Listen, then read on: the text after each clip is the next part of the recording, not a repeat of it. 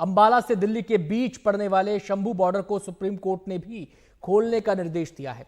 यह बॉर्डर किसान आंदोलन के समय सुर्खियों में आया था। तब दिल्ली आ रहे किसानों को रोकने के लिए शंभू बॉर्डर, सिंघू बॉर्डर और गाजीपुर बॉर्डर पर अवरोध लगा दिए गए थे। किसान महीनों वहां डटे रहे। शंभू बॉर्डर अब भी प्रशासन ने बंद कर रखा है, जिससे आम लोगों को परेशानी हो रही है। लेकिन अब सुप्रीम कोर्ट ने हरियाणा सरकार से सवाल उठाते हुए कहा है कि राज्य सरकार हाईवे के यातायात को कैसे रोक सकती है। राज्य सरकार का काम है कि वो यातायात को नियंत्रित करे। सुप्रीम कोर्ट ने कहा कि बॉर्डर को खुला रखा जाए और उसे नियंत्रित भी किया जाए। राज्य सरकार हाईकोर्ट के आदेश को चुनौती देना क्यों चाहती है, ये सवाल भी सुप्रीम कोर्ट ने पूछा।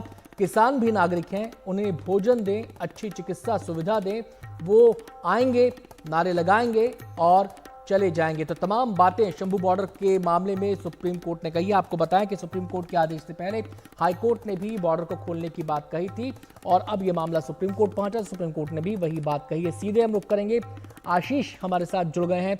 आशीष, अब सुप्रीम कोर्ट ने भी कह दिया है कि बॉर्डर को खोला जाए, यातायात को सुगम बनाया जाए। क्या कोई time table, time limit, time frame set किया गया है इसका? जी देखिए, ये मामला दूसरा मामला था जिसमें एक युवक की मौत हो गई थी। उसकी न्यायिक जांच के आदेश पंजाब हरियाणा हाईकोर्ट ने दिए थे, तो उस पर सुप्रीम कोर्ट ने रोक लगाने से इनकार किया था, लेकिन नोटिस जारी किया था। जस्टिस सूर्यकांत की ये बेंच है और आज जब इस मामले की सुनवाई हुई तो हरियाणा सरकार की ओर से बताया गया कि हाईकोर्ट ने एक और फैसला दिया है कि हाईवे को खोला जाए, उसको हम चुनौती देने जा रहे हैं। इस पर सुप्रीम कोर्ट नाराज हो गया। जस्टिस सूर्यकांत ने कहा कि आप जो है किस तरह यातायात को, कहीं ट्रैफिक को ब्लॉक कर सकते हैं, वो भी हाईवे पर। राज्य का काम है ट्रैफिक को सुचारू चलाना, ना कि हाईवे को ब्लॉक कर देना। जस्टिस सूर्यकांत ने यह भी कहा किसान भी भारत के नागरिक हैं, उनको वो आएंगे, नारेबाजी करेंगे, उनके लिए सुविधा का इंतजाम कीजिए और उनको वो अपने आप चले जाएंगे। उसके बाद राज्य कैसे ब्लॉक कर सकता है, आपको क्या दिक्कत है? यहाँ तक कि सुप्रीम कोर्ट ने हरियाणा सरकार के वकील से भी पूछा क्या लगता है कि आप वो सड़क इस्तेमाल नहीं करते हैं, तो उन्होंने कहा कि नहीं, हम सड़क इस्तेमाल करते हैं। तो सुप्रीम कोर्ट ने कहा कि ऐसे में राज्य सरकार को ये कदम बिल्कुल नहीं उठाना चाहिए, बल्कि और इंतजाम उनके लिए करना चाहिए।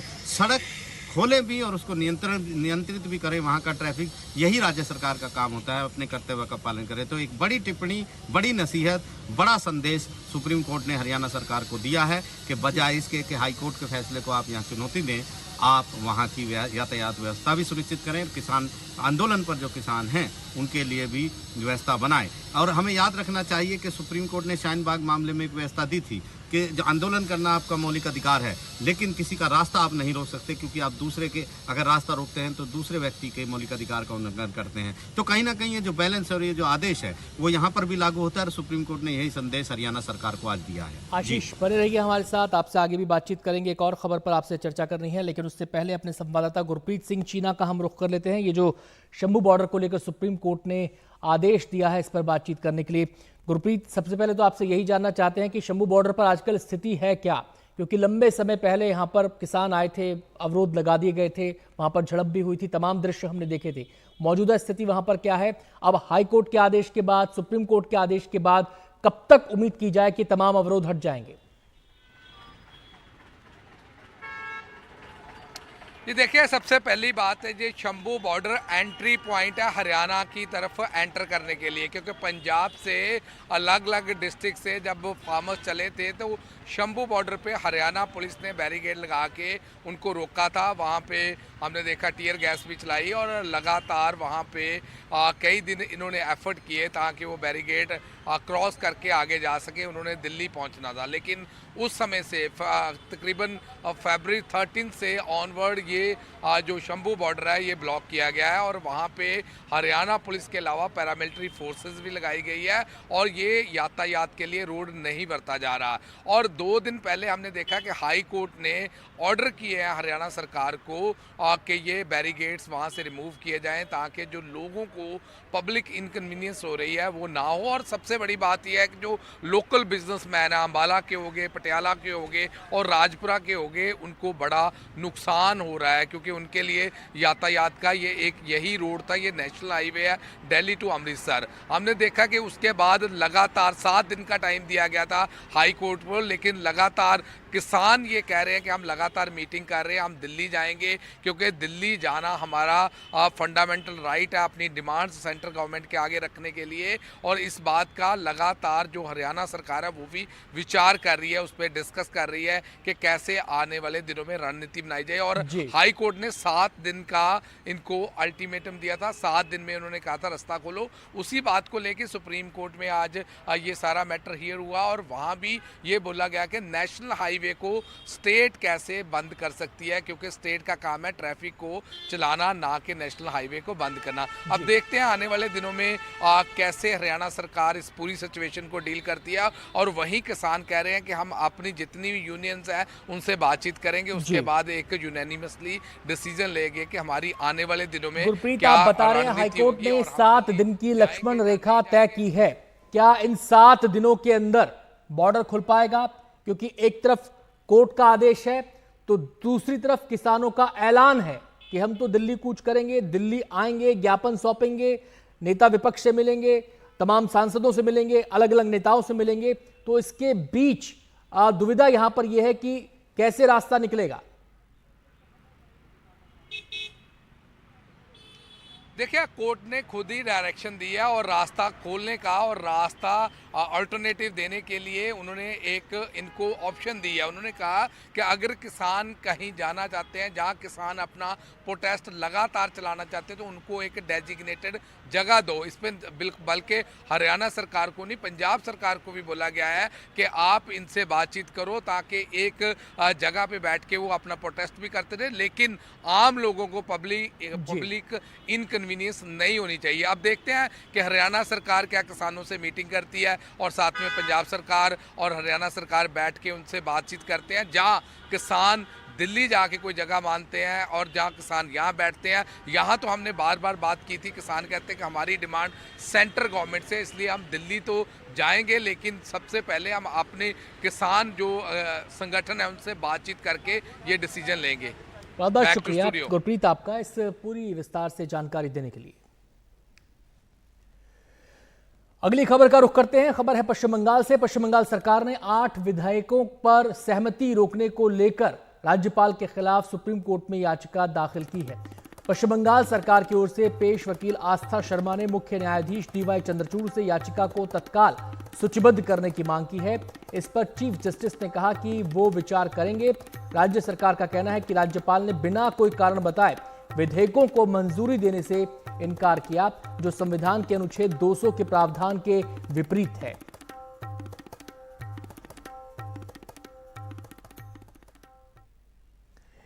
केंद्र सरकार ने 25 जून को संविधान हत्या दिवस मनाने का ऐलान किया है। 1975 में इसी दिन लगी थी इमरजेंसी लगाकर लोकतंत्र की आत्मा का गला घोंटा गया था। ये कहना है केंद्रीय गृह मंत्री अमित शाह का। लाखों लोगों को बिना गलती के सलाखों के पीछे डाल दिया गया, गृह मंत्री ने ये बात भी कही है। तो संविधान को लेकर एक सियासी जो लड़ाई है वो एक और उसका चरण यहां पर देखने को मिल रहा है, जहां विपक्ष है वो लगातार सरकार के ऊपर ये कह रहा है कि संविधान को दरकिनार करने की कोशिश की जा रही है, इंस्टीट्यूशंस को दबाने की कोशिश की जा रही है। पूरे चुनाव के दौरान ये नैरेटिव के साथ विपक्ष ने अपने चुनाव कैंपेन को आगे बढ़ाया। वहीं जो सरकार है वो आपातकाल की याद दिलाकर ये बताना चाहती है, लोगों को ये याद दिलाना चाहती है कि कैसे जो विपक्षी पार्टियां अब संविधान की दुहाई दे रही हैं, संविधान की कस्में खा रही हैं, उनके शासनकाल में खासकर कांग्रेस को टारगेट करते हुए ये बात कही जा रही है कि उनके शासनकाल में कैसे आपातकाल लगाकर संविधान का गला घोंट दिया गया था, उसके तमाम प्रावधानों की धज्जियां उड़ा दी गई थी और मौखिक आदेश पर पूरे देश को चलाया जा रहा था। जिनके हाथों में जो ऑफिशियली जिनके हाथों में पावर नहीं थी, उनके आदेश पर देश चल रहा था। तो ये तमाम बातें दोनों तरफ से कही जा रही हैं। सीधे हम रुख करेंगे, अखिलेश जी हमारे साथ जुड़ गए हैं तमाम पहलुओं पर विस्तार से बातचीत करने के लिए। अखिलेश, अब ये नैरेटिव की लड़ाई बनती जा रही है और उसका कैनवस लगातार बड़ा होता जा रहा है। चुनाव में हमने देखा संविधान की कस्में खाई जा रही थी, विपक्षी नेताओं के द्वारा दुहाई दी जा रही थी। अब सरकार भी फ्रंट फुट पर खेल रही है आपातकाल को आगे रखकर। निश्चित तौर पर ये बड़ा फैसला है जिसके बारे में गृह मंत्री अमित शाह ने जानकारी दी है। ट्वीट करके उन्होंने कहा कि गजट नोटिफिकेशन हो गया है। 25 जून जबकि देश में आपातकाल का इम्पोजिशन किया गया था, ये 25 जून हर साल जो है संविधान हत्या दिवस के तौर पर मनाया जाएगा। ये जैसा कि आपने कहा है और सरकार भी इस पर अब खुलकर सामने आ गई, क्योंकि सरकार को लगता है कि संविधान को जिस तरह से विपक्षी पार्टियां मुद्दा बना रही है, ये देश को बताना बहुत जरूरी है कि जब कांग्रेस सत्ता में थी तब उसने संविधान के साथ क्या किया था, संविधान को ताक पर रखकर देश में आपातकाल लगाया था और वो संविधान की हत्या थी। और इसीलिए संविधान हत्या दिवस हर साल 25 जून को मनाया जाएगा। इसके लिए गजट नोटिफिकेशन भी जारी कर दिया गया है। गृह मंत्री अमित शाह ने ट्वीट करके इसकी जानकारी दी। उन्होंने कहा है कि देश भर में लाखों लोगों के साथ अत्याचार किया गया था आपातकाल के दौरान, उन्हें जेलों में ठूस दिया गया था, उनके ऊपर मीसा लगाया गया था। और ये देश की जनता को बताना बहुत जरूरी है, नई पीढ़ी को बताना बहुत जरूरी है कि जब संविधान की बात होती तो सही मायने में संविधान की हत्या किसने की थी, संविधान के प्रावधानों को ताक में किसने रखा था और संविधान में बदलाव आपातकाल के दौरान किसने किया था, ये देश की जनता को बताना बहुत जरूरी है। इसीलिए हर साल अब संविधान हत्या दिवस 25 जून को मनाया जाएगा। अखिलेश, जब चुनाव में हमने देखा विपक्ष एक मैसेज को प्रचार करने में उसका कामयाब रहा है, माना गया कि वो कामयाब रहा, गांव-गांव तक पहुंचाया कि संविधान को बदल दिया जाएगा अगर 400 सीटें आ गई। तो अब ये जो नैरेटिव है संविधान हत्या वाला, इस एंगल पे अगर हम देखें तो इसके पीछे मूल उद्देश्य यही है कि इस मैसेज को उसके पैरेलल लोगों तक पहुंचाया जाए और बताया जाए कि संविधान की जो दुहाई दे रहे हैं उन्होंने संविधान के साथ क्या किया। और शायद एक बड़ा जो ऑडियंस है इसके लिए, वो ऑडियंस है युवा वर्ग, वो ऑडियंस है गांव का वो ग्रामीण जिस तक ये बात पहुंचाई गई। निश्चित तौर पर अभी जो 18वीं लोकसभा का पहला सत्र हुआ, हमने देखा कि जब नए सांसद शपथ लेने के लिए आए तो इसमें जो विपक्षी सांसद खास तौर से थे, जिनमें कि राहुल गांधी भी शामिल थे, उन्होंने हाथ में संविधान की प्रति लेकर शपथ ली थी और इसको एक बड़ा मुद्दा बनाया था। उन्होंने वो संविधान की प्रतियां लहराते हुए भी नजर आए थे। जब संसद भवन में उन्होंने प्रदर्शन किया था तो वहां पर भी वो संविधान की प्रतियां अपने हाथ में लिए हुए थे। तो वो ये दिखाने का प्रयास कर रहे थे कि इस बार जो जनता ने फैसला किया है उसमें संविधान एक बहुत बड़ा मुद्दा है। क्योंकि आपको याद होगा कि लोकसभा चुनाव प्रचार के दौरान विपक्ष की ओर से ये बार बार कहा गया कि बीजेपी 400 सीटों की बात इसलिए कर रही है कि अगर 400 सीटें आ गई तो वो संविधान को बदल देंगे। और ये माना जाता है कि उत्तर प्रदेश और अन्य राज्यों में बीजेपी को जो झटका लगा उसके पीछे ये विपक्ष का प्रचार इसमें भूमिका निभाई है। लेकिन यही कारण है कि जब लोकसभा अध्यक्ष का चुनाव हुआ तो ओम बिरला ने कार्यभार संभालते सबसे पहला जो प्रस्ताव था अपनी ओर से वो आपातकाल को लेकर के ही पेश किया, जिसको लेकर बाद में कांग्रेस ने अपनी ओर से विरोध भी जताया। लेकिन तभी समझ में आ गया था कि सरकार भी संविधान को लेकर और आपातकाल को लेकर विपक्ष पर लगातार हमलावर रहेगी। वो बताएगी देश की जनता को कि ये वही लोग हैं जो आज चाहे संविधान हाथ में लेकर के संविधान बचाने की बात कर रहे हों, लेकिन सही मायने में इन्होंने तो 1975 में आपातकाल लगाया था और तब संविधान के सारे प्रावधानों को ताक में रख दिया था। बहुत बहुत शुक्रिया आपका अखिलेश इस पूरी जानकारी के लिए।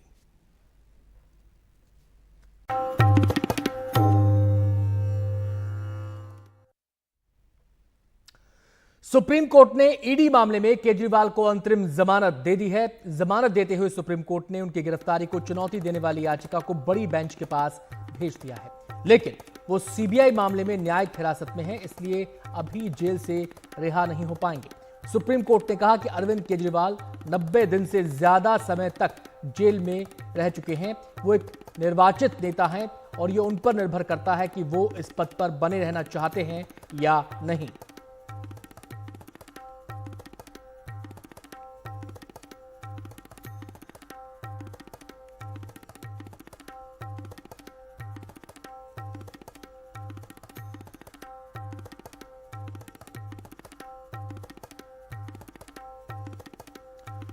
अरविंद केजरीवाल को अंतरिम जमानत देते हुए सुप्रीम कोर्ट ने कई शर्तें रखी हैं। 50,000 रुपए का जमानत बॉन्ड देना होगा। वहीं मुख्यमंत्री कार्यालय और दिल्ली सचिवालय का दौरा वो नहीं कर पाएंगे। वो आधिकारिक फाइलों पर तब तक हस्ताक्षर नहीं करेंगे जब तक कि ये जरूरी ना हो और दिल्ली के उपराज्यपाल की मंजूरी के लिए आवश्यक ना हो। वो केस में अपनी भूमिका के संबंध में कोई टिप्पणी नहीं करेंगे। वो किसी भी गवाह के साथ बातचीत नहीं करेंगे। मामले से जुड़ी किसी भी आधिकारिक फाइल तक उनकी पहुंच नहीं होगी। अंतरिम जमानत को बड़ी बेंच द्वारा बढ़ाया जाएगा या वापस लिया जा सकता है। सुप्रीम कोर्ट का जब ये फैसला आया उस पर विस्तार से हमने जानकारी ली हमारे सहयोगी आशीष भार्गव और शरद शर्मा से। अरविंद केजरीवाल को ईडी के केस में अंतरिम जमानत मिली है, यानी कि जब तक सुप्रीम कोर्ट तय नहीं करता है बड़े सवाल को, तब तक अरविंद केजरीवाल उस केस में फिलहाल जमानत पर हैं। और अब सीबीआई केस में ही अगर वो उनको जमानत मिल जाती है आगे चलकर तो वो बाहर आ सकते हैं। मेरे साथ मेरे वरिष्ठ सहयोगी आशीष भार्गव हैं, जो सुप्रीम कोर्ट से हमारे लिए तमाम खबरें लेके आते हैं और बहुत कानून के बहुत जानकार हैं। आशीष जी, एक बड़ा सवाल जो सुप्रीम कोर्ट ने आज कहा है और जो एक बड़ी टिप्पणी की है, जो आप बता रहे थे, वो ये है कि सुप्रीम कोर्ट ने कहा है कि महज पूछताछ के आधार पर, यानी इंटेरोगेशन के आधार पर किसी को गिरफ्तार नहीं किया जा सकता है। तो इसका मतलब बताइए कि क्या इसका मतलब वही है जो अरविंद केजरीवाल कह रहे थे कि कुछ लोगों के बयान ले लिए हैं और उन बयानों के आधार पर ही मुझे गिरफ्तार कर लिया है? क्या इसका मतलब यही है? जी बिल्कुल। देखिए, यहाँ पर एक बड़ी चीज़ हुई थी कि जब सुनवाई चल रही थी तो ईडी का ये मानना था कि गिरफ्तारी का कारण और रीजन टू बिलीव, यानी अफसर को अगर लगे कि गिरफ्तारी का कारण मौजूद है तो अफसर गिरफ्तारी ईडी का कर सकता है पीएमएलए में सेक्टर 19 के तहत। तो यहाँ पर जो अरविंद केजरीवाल की तरफ से अभिषेक मनु सिंह भी बार बार कह रहे थे कि यही सबूत हैं, कोई नई चीज़ आप बताइए कि आपके पास ऐसी क्या चीज़ आई है जो अरविंद केजरीवाल को गिरफ्तार किया जा रहा है। 2022 से मामला चल रहा है। मनीष सिसोदिया कब से बंद थे, जेल में हैं पिछले साल फरवरी से, 16 महीने से, फरवरी 2023 से जेल में मनीष सिसोदिया। तो यही सब चीज़ें थी। तो उस मुद्दे पर सुप्रीम कोर्ट ने एक चीज़ तो साफ कर दी है कि सिर्फ पूछताछ के आधार पर, इंटेरोगेशन के आधार पर आप गिरफ्तारी नहीं कर, यानी पूछताछ वो चाहे अरविंद केजरीवाल से हो रही हो, मनीष सिसोदिया से, या किसी गवाह से हो रही हो, किसी गवाह से या आरोपी से हो रही हो, किसी ने कुछ कह दिया या नहीं कहा तो उसके आधार पर आप गिरफ्तार नहीं कर सकते। ये सुप्रीम कोर्ट ने क्लियर कर दिया। आरोपी तो बना सकते हैं, गिरफ्तार नहीं कर सकते। ठीक है। तो लेकिन क्या मटेरियल होना चाहिए जिसके आधार पर आप गिरफ्तारी कर सकते हैं? हाँ,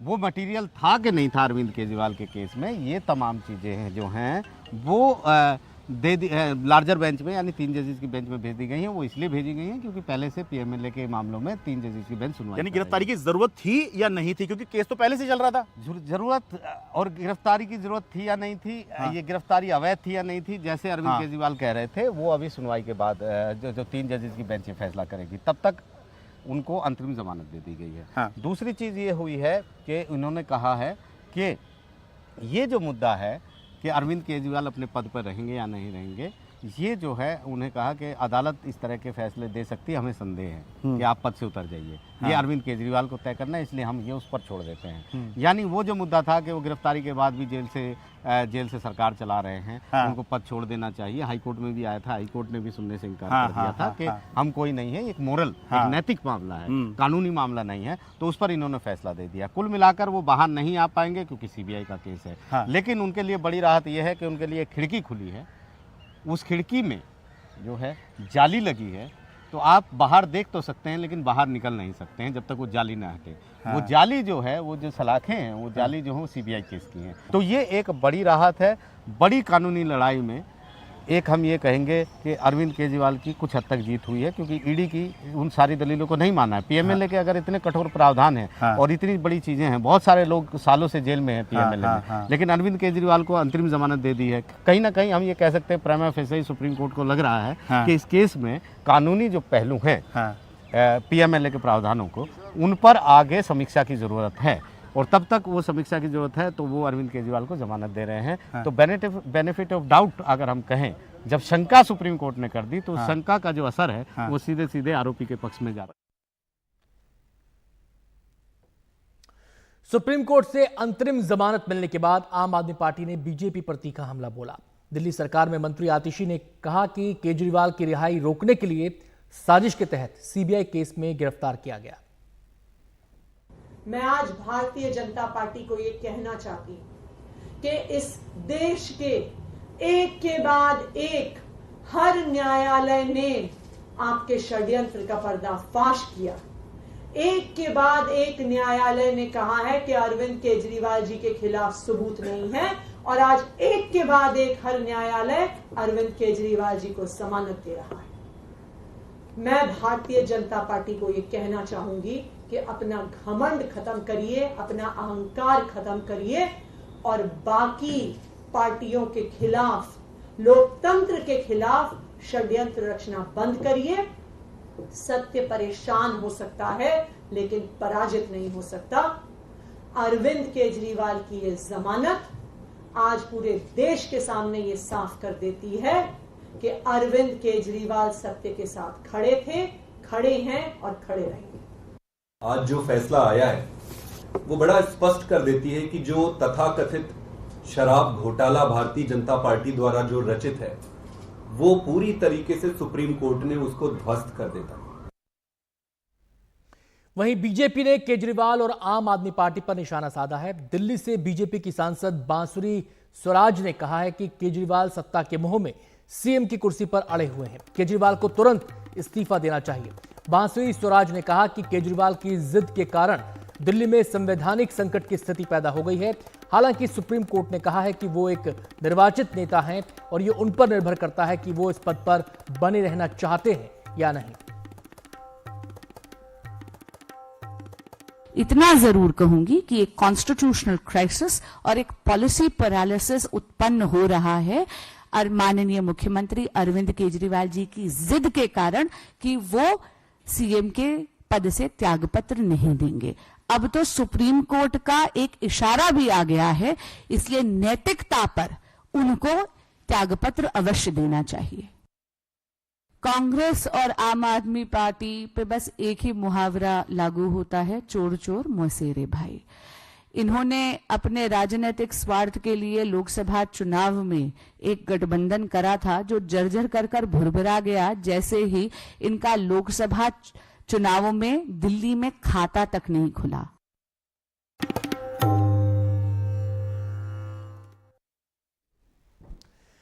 खबर महाराष्ट्र से। महाराष्ट्र की प्रोबेशनरी आईएएस अधिकारी पूजा खेडकर की मुश्किलें बढ़ती ही जा रही हैं। डीओपीटी के अतिरिक्त सचिव मनोज द्विवेदी ने जांच उनके खिलाफ शुरू कर दी है।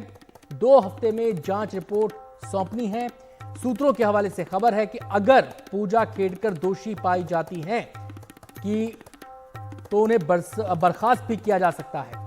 पूजा पर आरोप है कि प्रोबेशनर पर रहते हुए उन्होंने पुणे जिला कलेक्टर से अलग कार्यालय और स्टाफ की मांग की, वीआईपी नंबर प्लेट वाली ऑफिशियल कार और एक घर की मांग की। यही नहीं, उनके खिलाफ तथ्यों को छुपाने और गलत बयानी का आरोप अगर सही पाया गया तो आपराधिक कार्रवाई भी हो सकती है। पूजा पर फर्जी सर्टिफिकेट से यूपीएससी परीक्षा पास करने का आरोप लग रहा है। पूजा खेडकर 2023 बैच की ट्रेनी आईएएस अधिकारी हैं।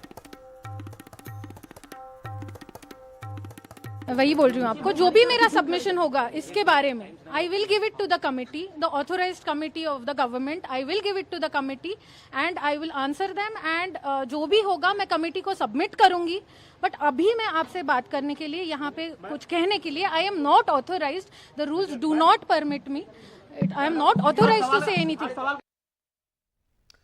प्रोबेशनर आईएएस पूजा खेडकर को पुणे ट्रैफिक पुलिस का नोटिस भी जारी हुआ है। वाहन पर अनधिकृत लाल बत्ती के उपयोग समेत कई और मामले हैं। पुलिस जांच के दौरान उनकी लग्जरी ऑडी कार एक इंजीनियरिंग कंपनी के नाम पर रजिस्टर्ड पाई गई। कंपनी के इस गाड़ी पर यातायात नियमों के उल्लंघन की 21 शिकायतें हैं। इन मामलों में 27,000 रुपए का जुर्माना भी है। सवाल यह है कि पुणे पुलिस ने अब तक कोई कार्रवाई क्यों नहीं की।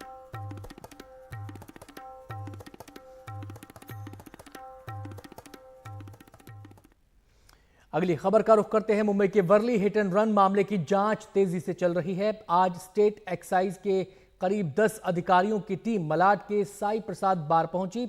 यहीं से मामले के आरोपी मिहिर शाह ने 4 बियर की बोतलें खरीदी थीं। इस बात की शिनाख्त की जा रही है कि क्या मिहिर शाह को बार का समय खत्म होने के बाद बियर परोसी गई। सूत्रों के हवाले से खबर है कि अगर इस बात की पुष्टि होती है तो बार पर कार्रवाई की जाएगी। अब एक्साइज विभाग बार का सीसीटीवी फुटेज खंगाल रहा है और जिस वेटर ने मिहिर को शराब दी थी उसका बयान भी दर्ज किया जा रहा है। और इस पर ज्यादा जानकारी दे रहे हैं हमारे संवाददाता पारस दामा। वर्ली हिट एंड रन मामले में हर रोज नए पहलू सामने आ रहे हैं और जो कुछ कड़ियां मिसिंग थी वो कड़ियां भी अब जुड़ती हुई नजर आ रही है। इस पूरे मामले में एक महत्वपूर्ण चीज़ सामने आई थी कि जब मिहिर शाह और उसके दोस्त जुहू के बार में थे, जुहू के उस पब में बैठे हुए थे, उसके बाद वे दूसरी जगह पर जाते हैं। तो दूसरी जगह जो थी वो मलाड में थी, साई प्रसाद बार में मिहिर और उसका ड्राइवर जाते हैं। वहाँ से 4 बोतलें जो है वो बियर की खरीदते हैं और उसके बाद मरीन लाइन्स की ओर आते हैं। मरीन लाइन्स की ओर आने के बाद जब वर्ली पहुँचते हैं तो ये हादसा होता है जहां पर एक महिला की जान चली जाती है। इस पूरे मामले में एक्साइज डिपार्टमेंट भी जो है वो कार्रवाई कर रही है।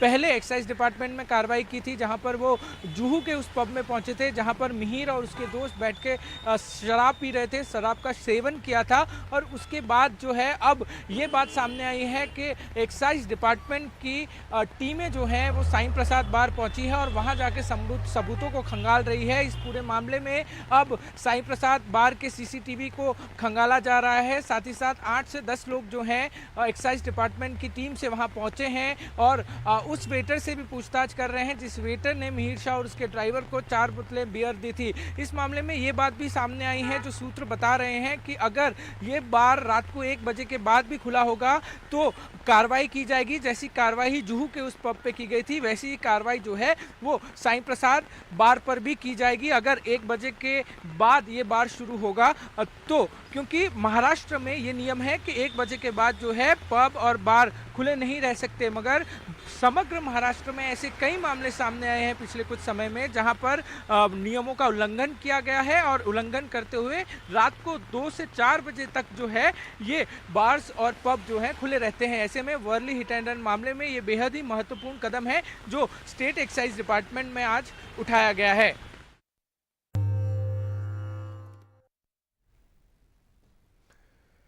केरल का विंझिंजम पोर्ट अदानी पोर्ट्स के उल्लेखनीय सफर में एक और बड़ी कामयाबी के तौर पर जुड़ गया है। कल अदानी समूह के अंतर्राष्ट्रीय पोर्ट पर भव्य स्वागत समारोह हुआ और पोर्ट पर पहला कंटेनर शिप सैन फर्नांडो पहुंचा। मदरशिप को अंतर्राष्ट्रीय पोर्ट के भीतर लाया गया और इसका आधिकारिक स्वागत किया गया।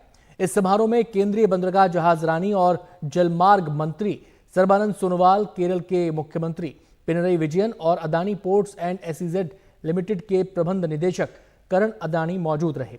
करण अदानी ने कहा, ये ऐतिहासिक दिन है, 33 साल पुराना सपना पूरा हुआ है। Today is a historic day. Today is the day that marks the end of a very long wait. Today is the day when a 33-year-old dream has finally come true for Vizhinjam, for Kerala and for India. And also, today is a day where we fulfill our promise of delivering a world-class port to the state of Kerala and our promise to Honorable Chief Minister of commissioning this port in time. The mothership, the San Fernando, now lying in our harbor, is a symbol of a new glorious achievement in Indian maritime history. It is a messenger that will tell the world that India's first automated container transshipment port and largest deep water port has begun commercial operations. No other port, including our own highly advanced Mundra port, has these cranes or these technologies. In fact, what we have already installed here is South Asia's most advanced container handling technology. And once we complete the automation and the vessel traffic management system, Vizhinjam will be in a class of its own as one of the most technologically sophisticated transshipment port in the world. By 2028-29, when all 4 phases of this project are completed, Adani Vizhinjam Port will have invested a total of 20,000 crore rupees in this outstanding example of a large-scale PPP project. The public hearing for the port's master plan has just been successfully completed, and I am extremely humbled by the overwhelming support from the people of Vizhinjam that we received during the public hearing. I am delighted to announce that as soon as we receive the environment clearance and other regulatory approvals, the Adani Group will begin work immediately on the port's remaining phases, and I am very confident that this could begin as early as October of this year. अब आपको बताते हैं क्यों खास है विजिंजम बंदरगाह। Adani group के Vizhinjam port पर मदरशिप 2000 से ज्यादा कंटेनर लेकर पहुंचा सैन फर्नांडो। बंदरगाह पर सैन फर्नांडो को पारंपरिक सलामी दी गई। देश का पहला सेमी ऑटोमेटिक बंदरगाह दुनिया के सबसे ग्रीन पोर्ट में से एक है। Adani ports and SEZ limited द्वारा तैयार निर्माण में 8,867 करोड़ रुपए का खर्च आया। 3,000 मीटर का ब्रेक वाटर तैयार, 800 मीटर का कंटेनर बर्थ तैयार, 1.7 किलोमीटर का अप्रोच रोड भी तैयार हो चुका है। 2018 तक पूरा दूसरा तीसरा चरण हरित ईंधन आपूर्ति करने वाला ग्लोबल बंकरिंग हब।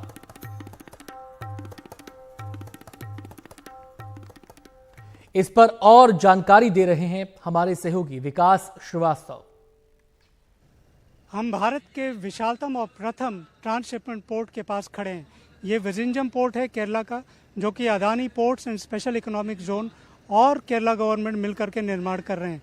इस पोर्ट की एडवांटेज ये है कि इस पोर्ट के आने से भारत को जो अभी तक हमको ट्रेड और एग्जिम बेनिफिट्स या लॉसेस हो रहे थे, उसकी वजह से जो हमारे नेबरिंग कंट्रीज़ हैं उनके ट्रांसशिपमेंट हब्स हमारे सारे कार्गोज को लेकर के जा रहे थे।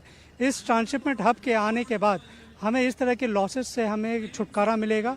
प्लस जो कार्गोज को ट्रांसपोर्ट करने में जो हमें 1 महीने से ऊपर का समय लगता था, अब हम उसको रिड्यूस करके कम करके 15 से 1 हफ्ते तक ला सकते हैं। इसकी वजह से जो एडिशनल कॉस्ट हमारे इंपोर्टर्स और एक्सपोर्टर्स को होता था, वो एडिशनल कॉस्ट की भी अब कमी हो जाएगी। इस पोर्ट का इनॉग्रेशन आज पिनरई विजयन और जो कि केरला के चीफ मिनिस्टर हैं और union shipping and port minister mister Sarbananda Sonowal ने किया। इस पोर्ट के इनॉग्रेशन के बाद इसका पहला फर्स्ट फेज़ जो इसका होगा वो दिसंबर के 2024 में ऑपरेशनल होगा। फर्स्ट फेज़ का जो हमारा कैपेसिटी होगा, इसका कैपेसिटी 1 मिलियन TEUs होगा, जो कंटेनर को ऑपरेट करने की कैपेसिटी होती है। और सेकेंड फेज़ में ये 3 मिलियन TEU तक ले जाया जाएगा, जो कि 2028 दिसंबर तक हमारा ऑपरेट हो जाएगा। इसके ऑपरेट होने के बाद इस पे टोटल इन्वेस्टमेंट, ये आज के टाइम पे भारत का सबसे बड़ा PPP प्रोजेक्ट है इंफ्रास्ट्रक्चर में, जो स्टेट गवर्नमेंट और इंडियन गवर्नमेंट और किसी प्राइवेट ऑपरेटर के बीच में हो रहा है। इस पे टोटल लागत जो आ रहा है वो 18,000 करोड़ रुपए का आ रहा है, जो कि मेजॉरिटी इन्वेस्टमेंट जो है वो केरला गवर्नमेंट का है। सेकंड नंबर पे Adani ports and special economic zone का भी इन्वेस्टमेंट इसमें हो रहा है काफ़ी हद तक, और इसमें वायबिलिटी गैप फंडिंग भी प्रोवाइड किया जा रहा है सेंट्रल गवर्नमेंट के द्वारा। इस पोर्ट की खासियत यह है कि इससे 10 नॉटिकल माइल दूर है जो हमारा इंटरनेशनल शिपिंग चैनल है उससे। इसकी वजह से हमें जितने भी मदर वेसल्स हैं उनके द्वारा जो भी सामान का आयात और निर्यात होता है, इसको आसानी से हम फीडर वेसल के द्वारा अपने इस पोर्ट से पिकअप करके जो फाइनल डेस्टिनेशन है वहाँ तक पहुँचा सकते हैं। इसके एडवांटेजेस और भी बहुत सारे हैं जो आने वाले समयों में जो हमें सामरिक मदद भी करेंगे, जो स्ट्रैटेजिक एडवांटेजेस हैं जो भारत के गवर्नमेंट को भी मिलेगा, और जो हमारा पोर्ट सेक्टर है उसके और इंफ्रास्ट्रक्चर के डेवलपमेंट में, टूरिज्म के डेवलपमेंट में भी मिलेगा भारत को। जयपुर एयरपोर्ट पर स्पाइस जेट की क्रू मेंबर ने CISF के ASI को थप्पड़ मार दिया। घटना कल सुबह 4 बजे की है। क्रू मेंबर सुबह एयरपोर्ट पहुंची। आरोप है कि इस दौरान उसने बिना जांच के अंदर जाने की कोशिश की। वहां मौजूद ASI ने उसे रोका और स्क्रीनिंग कराने के लिए कहा। क्रू मेंबर महिला स्टाफ नहीं होने का दावा हवाला देकर मना कर दिया। इसके बाद ASI ने महिला स्टाफ बुलाने की बात कही तो वो भड़क गई और बहस करने लगी। वहां महिला स्टाफ पहुंचती इससे पहले ही उसने ASI को थप्पड़ मार दिया। इसके बाद एयरपोर्ट के एंट्री गेट पर हंगामा हो गया। CISF के अन्य जवान और अधिकारी भी मौके पर पहुंच गए। पुलिस ने क्रू मेंबर को गिरफ्तार कर लिया और पूछताछ की जा रही है। वहीं स्पाइस जेट ने जवान पर अभद्र व्यवहार का आरोप लगाया है। स्पाइस जेट के मुताबिक जवान ने क्रू मेंबर को ड्यूटी के बाद उससे मिलने के लिए कहा था। शायद टेम्परामेंट हाई होने की वजह से उन्होंने कुछ मारपीट टाइप से कुछ किया ASI के साथ। उसके बाद हमने रिपोर्ट दर्ज की। रिपोर्ट दर्ज करने के बाद जो बयान वगैरह लिए और उसके बाद जो CCTV फुटेजेस थे वो रिकवर किए, और मुकदमा दर्ज करने के बाद हमने जो महिला क्रू मेंबर हैं स्पाइस जेट के, उनको गिरफ्तार करके कोर्ट में पेश किया। उनकी तरफ से भी मामला जी, कल इवनिंग में उनकी तरफ से, महिला क्रू मेंबर की तरफ से भी एक अभद्रता का एक मुकदमा ASI गिरिराज प्रसाद के खिलाफ दर्ज करवाया गया है। और अब आपके लिए एक सवाल जिस पर आप अपनी राय हमें QR कोड को स्कैन करके दे सकते हैं और अपना जवाब हमें भेज सकते हैं। सवाल यह है, क्या इस मौसम में पहाड़ों पर जाना सुरक्षित है? आपको बता दें, पिछले कई दिनों से लगातार पहाड़ों पर लैंडस्लाइड्स की घटनाएं हो रही हैं। नेपाल में लैंडस्लाइड के बाद 2 यात्री बसें नदी में बह गईं, जिसमें 60 से ज्यादा लोग सवार थे। बद्रीनाथ हाईवे पर लैंडस्लाइड के बाद हाईवे पूरी तरह से शुरू नहीं हो पाया है। इन सबके बीच सवाल यही है, क्या इस मौसम में पहाड़ों पर जाना सुरक्षित है?